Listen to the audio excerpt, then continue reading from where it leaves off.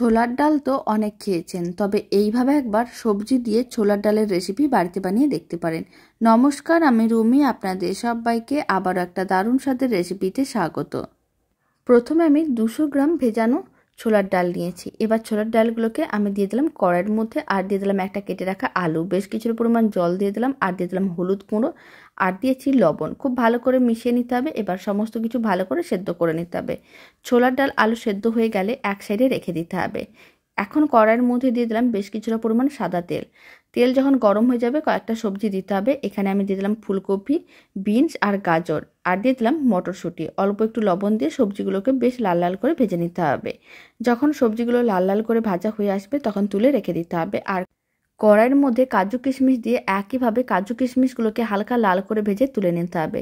এবার আমি দিয়ে দিলাম আদা বাটা, আর দিয়ে দিলাম ধনে গুঁড়ো, জিরে গুঁড়ো, চা চামচের হাফ চামচ করে, হলুদ গুঁড়ো, লঙ্কার গুঁড়ো দিয়ে দিতে হবে। বেশ কিছুটা পরিমাণ জল দিয়ে মশলাটাকে ভালো করে কষিয়ে নিতে হবে যতক্ষণ না মশলা থেকে তেল আলাদা হচ্ছে।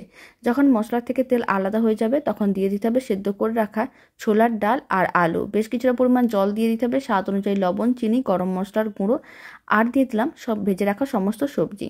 খুব ভালো করে মিশিয়ে 7-8 মিনিট রান্না করে শেষে অল্প একটু ঘি ভালো করে মিশিয়ে নিলেই রেডি হয়ে যাবে দারুণ স্বাদের সবজি দিয়ে ছোলার ডাল।